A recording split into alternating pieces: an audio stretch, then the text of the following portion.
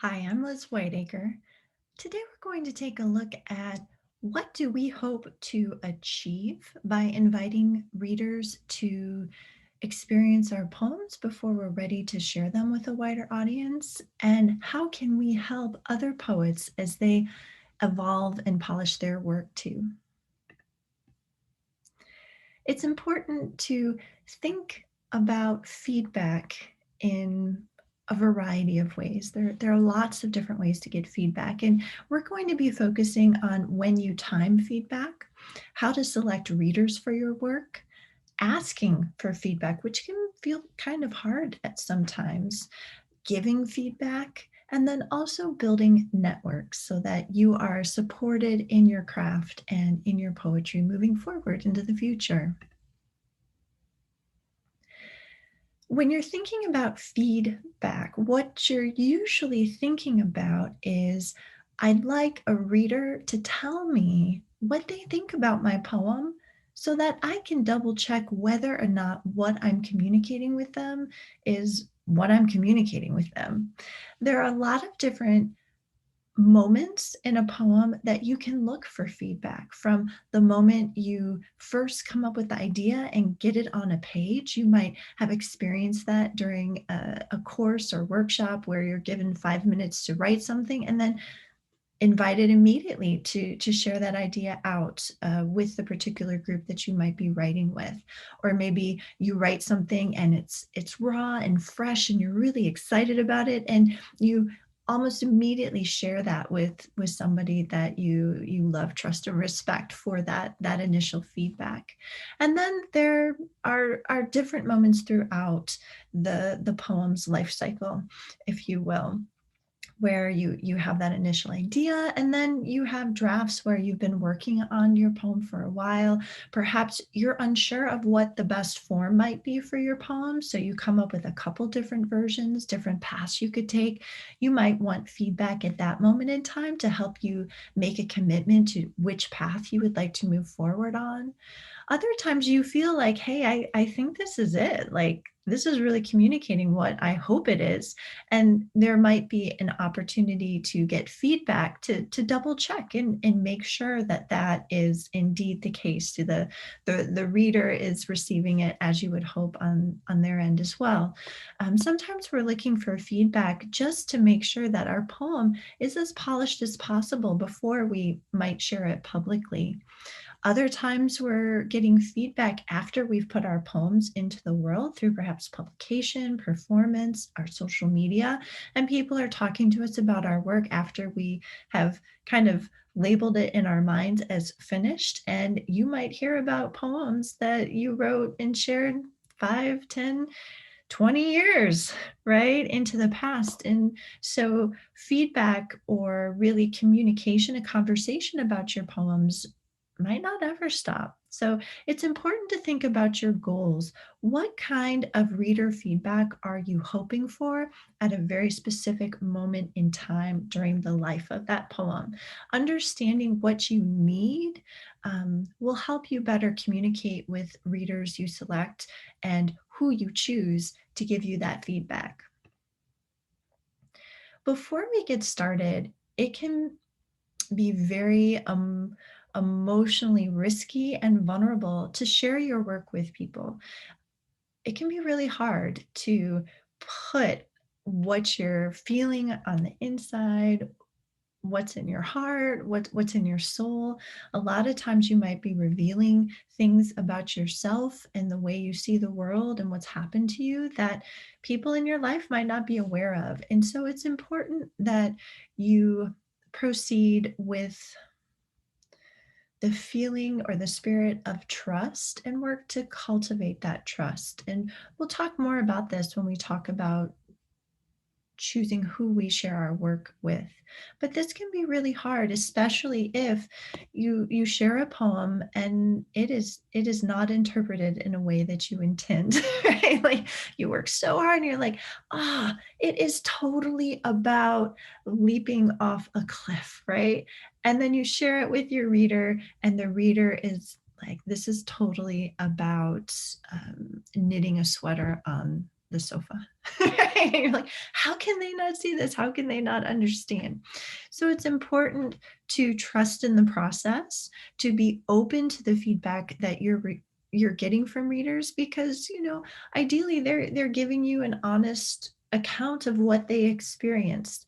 It's important to consider, even if you're hearing something you didn't expect, or you're hearing something that is uncomfortable to you, or what you don't want to hear, that you trust in the process and listen to those readers and give some time to think about what can you do to either be okay with that interpretation and move forward with that, or return to the poem and make some changes to either clarify, kind of change course, maybe add in some information so that readers in the future never go down that path, or that poem's not misinterpreted in that way. I shouldn't even necessarily say misinterpreted. I guess I'm using that term because it's being interpreted in a way that you didn't intend when you wrote the poem. So it's clearly communicating something effectively, just maybe not what we intended. So timing feedback can help us, approach this with the spirit of trust, and build trust in the process and in the people we share our work with.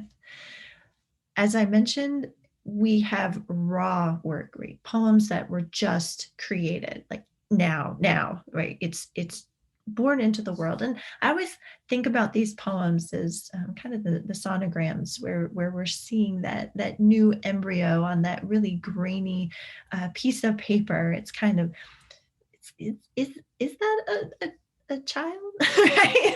That has just come into being, and it kind of, I don't know, looks like a lima bean, or that's an elbow.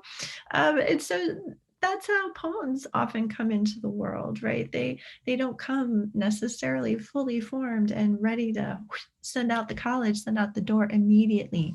So be patient with the process, be patient with yourself, be gentle, and recognize that feedback, when something is very raw and it's new and you're excited about it, can be valuable, but it might also be something that you at least want to sit overnight before you share. So um, the reader feedback you get when something is very raw can be influential, right? It might help you follow a particular path, or play up a particular theme, or it might kill the project. You might say, nope, I'm not going to follow through with this based on that reader feedback. So be mindful of that. Shaped. What I mean by a poem in the process of being shaped is that, this is the second, third draft. You've spent time with it, you've thought about it, you've already done some revising, so it's not raw anymore. Maybe you've even followed the closed door strategy and let it sit for a little bit of time before you're thinking about sharing it with someone. And it might be that you share the poem with one or two people, and then you share the poem with a writing group, and then you let it sit for longer, and you share the poem again after you've made some significant revisions. And then that polish stage, to me, is you really feel like the poem is about ready to go. You might like to send it off for publication, or record it for YouTube, or you want to put it out on your social media, and I don't put it on a card for a loved one for their birthday. So getting feedback at that point perhaps confirms that the poem is communicating what you want to communicate. There aren't any little typos. The formatting is accurate, coming across well. So feedback in all of those moments in time, very valuable. They tell you different things about your poem and where it's at in that moment. And you may find that you want different types of readers throughout that process. You might want to start with people you feel intimate with, people you know well, who are supportive, caring, even if maybe they misinterpret your poem. They are people who are like, well, no, I know you. I don't think that this is maybe what you intended, but this is how it comes across. So they might be people who it's really good to share raw work with when it's just at the very beginning of its life. You might also want to share your work with that intimate reader when they might be in the poem. So you've written a poem about your mother. You might want to share it with your mother at some point, maybe even closer to its polished state before you share it with the world at large, to give her an opportunity to provide some feedback on what you're saying in the poem. Um, that can sometimes be uncomfortable, but in my mind, it's always better to hear that person's opinion before it's already been published and you can't take anything back. And that person might also have some details to add, might remind you of some things that you chose not to include. Sometimes they can say, well, I don't know, you're really focusing on this in your poem, but when we were living it together, this was a huge issue. You're not addressing it. Maybe you need to, for this to feel more authentic, or to be a little bit more true to your experience. And then, if they are just flat out, I'm not like this, or this didn't happen, it gives you an opportunity to say, well, we need to agree to disagree. This is coming. So um, that that might be a I don't know, a pendulum or an experience that you want to go through before sharing your work with a wide audience, if you're writing about people that you care about and you will continue to communicate with after that publication or sharing publicly. Other people say, nah, I'm not going to share it with my family. I'm just going to, do my thing. They won't read it anyway. So there are lots of different opinions on that. It can also be helpful to target audiences. Sometimes people, as they're working through the process and shaping their poem, they will share it with other writers who have experience, know different elements of crafts. They've read widely, and have a lot of different models that they can think of. If you're writing about something really specific, let's say you're writing about a video game, you might share it with some people who play that game. They might be able to say, oh, the character's not like that, or what about this, or ooh, why didn't you talk about this, or that detail's off. So uh, thinking about who might have some expertise to be able to share with you as they're reading the poem, in terms of content or in terms of craft, that can be really helpful. And when you're thinking about polishing your work, right, sharing it with someone who is a great editor, or somebody who you feel is great at playing devil's advocate and can kind of give you different points of view. People who like to read and are very careful about it, and they can maybe point out, this line break doesn't make sense, or is this a typo, maybe this is a homonym. And then also general readers, sometimes just sending your work out for publication and getting some feedback from the editorial staff, or sharing something that you're working on in a workshop or community of writers outside of your circle of people. That can be really helpful during the process as well.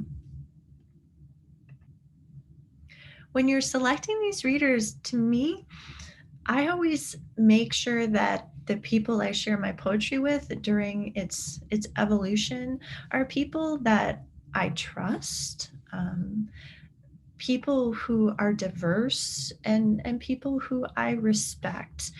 And by that I mean, when I share a poem, regardless of where it's in its life, and what state it's in, I'm looking for readers who have read, like they enjoy reading, and they have a sense of the poem being part of a larger conversation, and not necessarily just like, here's this one thing on the page, but they can make connections to other things they read, their life.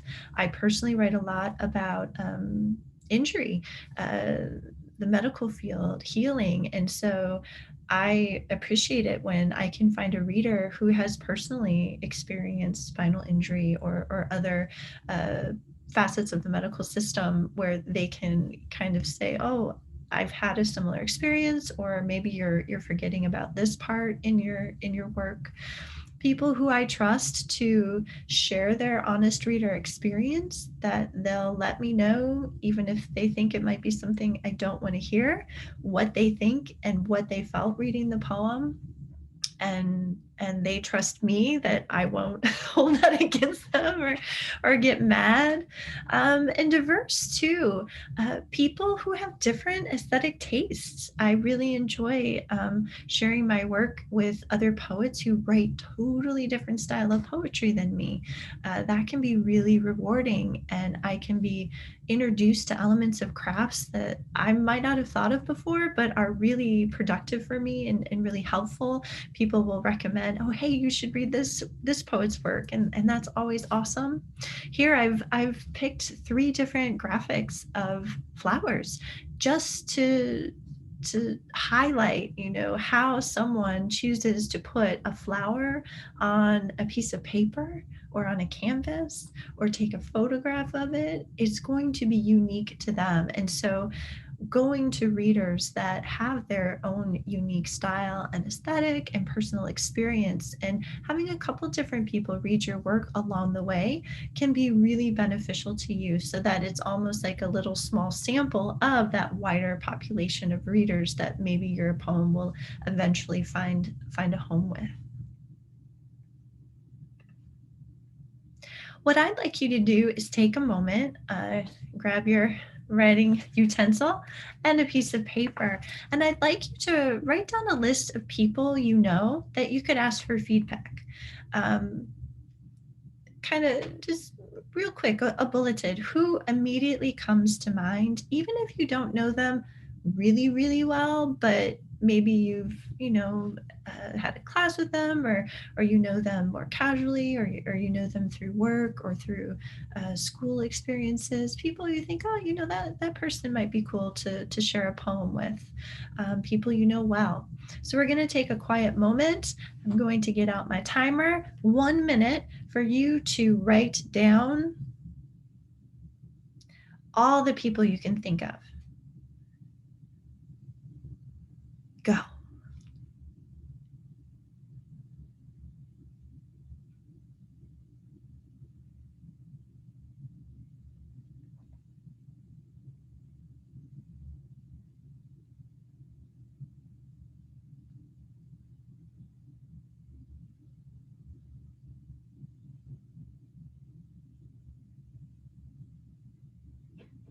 Halfway through. Keep pushing. Keep going. Who else? Who else? Even if you haven't talked to them in a while or seen them in a while.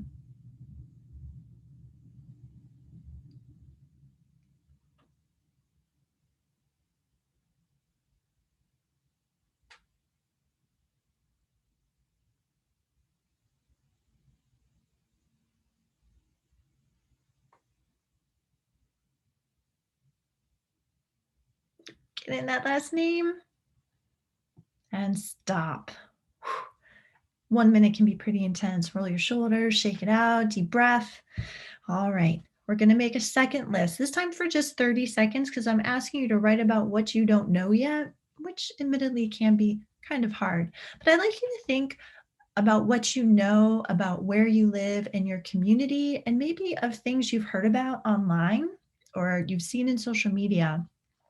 I'd like you to create a list of people and places that you don't know yet that you could ask for feedback. So things on my mind that come right away are, I know about a writer's center near me. I've seen some different universities post about readers series, where I would imagine people are going who like poetry if they're going to go see a poet. I've seen some stuff online for different writers groups, Facebook pages that have stuff for writers. I know that there are some people in my community who are poets. Like, I don't know them personally yet. Some I do, but I've reached out and said, hey, I like what you do. Let's connect. Maybe you also have poets that you've been introduced to lately or in the past who are living, who might have social media presence that might be posting, and you could follow them and see what advice and tips that they're providing. So This time, just 30 seconds, but I'd like you to create a list of all of the things you could think of that you could essentially do a little research and check out more. Here we go. Start that list. What don't you know yet that you could find out about?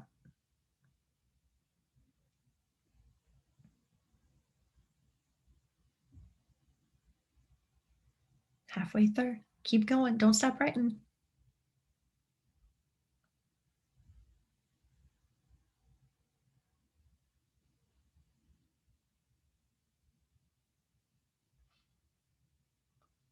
All right. 30 seconds are up. Write down that last thing you were thinking of. Hold on to those lists. Asking for feedback can be hard. You've just experienced thinking about who do I want to ask for feedback can be, one of the the most difficult things. So then when you approach those people, what do you do? What do you ask for? Always, always, always be polite and gracious. Please and thank yous. People really appreciate that. So always, always ask kindly and give people an out if maybe they don't feel comfortable. Um, Being specific can be really helpful. And as we talk more about this, we'll be talking about what you're looking for in feedback. Um, but when you're thinking about what do I need? Okay, this is a raw poem. I just wrote it. And really, what I want to know is there any sort of message coming across to the reader? So you might share this with someone close to you or someone that you've enjoyed working with, maybe in a workshop, another poet, and just say, what's your first impression? Right. That's all, right? You're not asking them to do line edits, go through the poem, do a lot of revision suggestions. It's just an initial, what's your first impression of this poem? What do you think it might be about? And giving a reader a very specific task like that, one, they might be more likely to say yes because they think, oh, well, it'll be a quick read and I'm just saying this is what I thought and that's it. I'm not making a bigger commitment than that. And also, sometimes people who aren't as practiced giving feedback yet, maybe the people in your life are just going to start warming up reading your poetry and giving you feedback. It can also be really helpful for them to be given a task and know what your expectations are and what you're getting back to them. That would be very different than if I'm going to be sending a poem out for publication and I want to send it to a writer friend, somebody who might be an editor, and I think, okay, I would really like to know, are there any obstacles in this poem? Very specifically, are there any places you get confused, any line breaks that trip you up, any words that sound not right? Right, where I'm asking for very detailed feedback. Is this ready to go? Right, does this poem need to be worked on more? It lets them know, okay, I might need to set aside an hour or two to really think about this. I'm going to be writing or sharing out loud more detailed feedback. So again, that can be really helpful. Again, thinking, even if somebody says I'm not comfortable or I don't have time, thank you, because you might be able to, return to them to ask again in the future. If people take time and give you feedback, thank you, right? Thank them for their time. I can't tell you the number of times I might put 30 minutes, an hour into responding to an emerging writer's work and they get what they wanted and I never hear from them again. And it makes me a little sad. I hope it goes well for them out in the future. But it's like, okay. So make sure you're grateful. Be open to reciprocating. A wonderful thing, especially when you are starting to engage with other poets and writers, is to say, hey, I have some poems, you have some poems. Let's do this for each other. And that can be a wonderful way to engage in a sustainable relationship where you don't feel like you're always asking somebody for something and you can't ever reciprocate in return. Be mindful of the process. Think before you ask, how are you going to do this? Are you going to want to have a conversation about it? If you know they're busy and maybe writing up notes wouldn't be the best for them, having a cup of coffee or cocoa or tea and chatting about it for 30 minutes. Are you going to be emailing something as a Word document? Do you want to set up a Google Drive? So think about that process. Think about the timeline. when do you need feedback back, and letting that person know up front what your expectations are. Kind of having a confident plan makes it easier for people to say yes. And then be flexible. Um, you're going to get what you get. And if you get anything, that can be wonderful. Uh, just getting, yeah, it's great. Someone was satisfied reading through the poem. That might not be exactly what you want. And so, again, being more specific the next time you ask for feedback can be really helpful. Um, Two things to think about. One thing I like to call a cold read, where someone hands me a poem and immediately says, "What do you think?" And I read it, boom, I have to say what I think. I don't have any time to reread, go back, think about why I had a particular response, where that happened in the poem. So that cold read is initial gut boom. And that can be really helpful when you're thinking about sharing your work with the more public audience or an editor at a potential publication, because people are going to have that gut response. And then kind of moving along that pendulum to line edits, where you really have people, circling things, pointing things, making maybe suggestions for different ways to do things. So that really detailed work. So being flexible on what kind of feedback you're going to get, and maybe finding different readers for those different types of feedback, will be helpful to you. So now you've got your list of people. What I'd like you to do is write down a list of poems that you've been working on that you think might be ready to share. And think about, what type of feedback are they ready for? Is this kind of a raw poem? Is this a poem you've been working on for a while? Would you just want a cold read, just initial gut? Is this something that you'd like people to read very closely because you think you might be ready to share it out with a wider audience? We are going to take 1 minute starting in just a moment. And so you're going to create a new list where you write down the poems that you have on mind and what kind of feedback would be good for them. You can even note who you might share them with from your other list.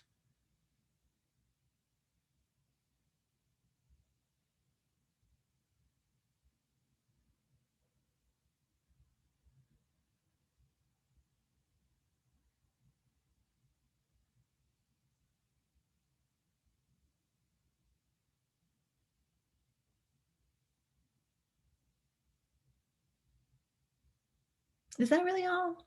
I think you can think of a few more. We have half the time left.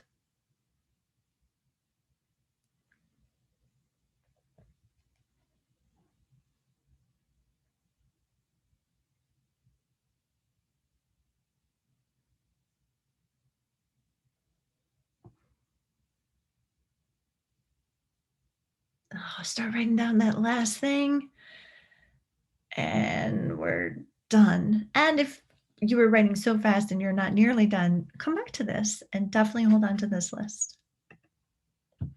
When you give feedback to other people, right, we're kind of flipping the script here, and you're thinking about, oh, now I'm suddenly the person who has to give feedback on someone's poem. Some things that can be really helpful are your first impression. I always read the title and stop and think about, what am I expecting from this poem? I'll even make a little note. I'll kind of read it through. And if there's something that makes me stop and reread and have to try and figure it out, I'll note that and I'll explain, say what that is. Um, but my very first read through the poem, I'm hoping that I go all the way through so that I can share, this was like how this poem made me feel when I read it the first time. And then reading through a second time and thinking about, okay, I stopped reading here, or I got confused here, and starting to think about why that might be. Maybe the line break threw me off, or maybe the word choice, or maybe there was punctuation I needed, or maybe punctuation I didn't need. Maybe I misread the word. So, kind of thinking about that. And then also thinking about the moments that I really felt strongly about, moments that made me laugh out loud, moments that made me cry, moments that made me feel frustrated, and trying to let the writer know that. I always try to end, even if it's just a sentence summary, what does the poem mean? And not necessarily just what happened in the poem, that can be helpful too. But when I get done, I'm walking away. What did I think the poem was about? What have I been left with as a reader to take with me? Who do I think the speaker is? That can be really helpful. And if you're looking at a series of several poems in a row by someone, maybe thinking about those poems in conversation with each other. Does it feel like it's the same person talking in all of them? Or does it feel like it's different people talking? Maybe there are different points of view or personas. Or maybe you don't know who the speaker is because it's, an omniscient narrator, like in prose. Typos, definitely point those out for people. And also thinking about cool things. This doesn't happen with every poem, but sometimes it's like, oh, right. If you did this with the form, that would be amazing. Or if you broke this up, or if you talked about this, maybe that's another poem, right? So suggestions for cool things. Um, the goal is to let the writer know this is how I responded when I read your work. Um, you don't you're not trying to make the poem perfect. You're not, even if you read the poem and all you say in a sentence or so is say, this poem made me feel this way, and this is the meaning I took from it. That is incredibly valuable, because then as a poet, okay, people are getting what I'm doing here, or oh no, people are not getting what I'm doing here. And so if you're giving that kind of information to the poet, it's going to be really valuable, even if it's a limited amount of information you feel like you can give. You might say, I don't know what this is about at all, but it made me feel this way, right? That at least starts a conversation for you and the poet, or lets the poet know, especially if they're sharing it with several people, where the poem is at. Maybe it's a little bit rawer than they thought it was. Building networks is important. If you think back to the list I asked you to make of the things you don't know about yet, people you can reach out to, I encourage you to make a commitment to engagement. Being a great literary citizen means that we are engaging with writing, other writers, our community, taking a little bit of time to build networks, even if it's just starting to follow poets who you admire on social media and seeing what they're putting out there, presses, publishers. Maybe you have a couple books at home, oh, they're both from this press. Maybe that would be a press that you would want to follow. There are a lot of different organizations out there, a Poetry Foundation, Academy of American Poets, Poets and Writers, right? There are a lot of places out there where other writers are communing. Sometimes it can feel really lonely to be a poet if you're not surrounded physically by other people who are interested in poetry and writing. So reaching out virtually can be great. Not only does it make you feel like a poet, right? Being part of a community, but it can also keep you writing. It can give you a reason to support other people's work, who in turn will support yours. And it can be very inspiring, right? You go to a poetry reading, you get totally jazzed, and then you write a bunch. Or, oh, hey, I know this place. They might like your work, right? People are going to help you out. It's very much an apprenticeship type of deal. When you're writing poetry, you're going to learn a lot from other poets, regardless of how long they have been writing themselves. You can learn so much from anybody who's engaging in the practice. So time to act. Right now, this moment, you can pick up your phone and do it, pause the video, or you can do it following. But I'd like you to go to your social media platform of choice and follow at least two, right? A poetry organization or a poet. Follow two things that you admire, and start to test the water, start to get into the scene. And here is a feedback prompt for you. What I'd like you to do is select a poem that you have written and imagine a reader. Who would you share this with? You might go back to the list that you created and pick someone. Read your poem out loud to yourself. Then write down what you think your imagined reader would say what the poem was about, right? So as you're reading it, think about, well, if I'm sharing this with my best friend, what would they say this poem was about? Where would my best friend might get confused? And what might be my best friend's favorite part, right? And if you're like, no, no, no, my best friend would never read poetry, they have no interest in this. Well, maybe a writer you had a class with, right?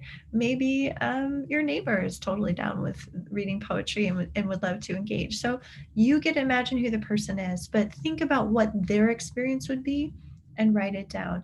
This can start to get you in the mindset and make you more flexible when you actually reach out to readers and get feedback. And that is our skills practice. Pick a poem or a couple that you would like to share, set up your sharing strategy, and invite 1 to 2 readers to give you feedback on your work. Engage, right? Be specific, let them know what you need, thank them for participating, and then think about what they've experienced reading your poems and act on that. Think about some of our revision strategies that we can use. We are going to continue thinking about what do we do with the feedback we get in our next video. I hope that you're enjoying this process where we have an opportunity to reflect on what we've been writing. I hope you're still writing some new poems as we go through this part of the course, and I hope that you are having fun.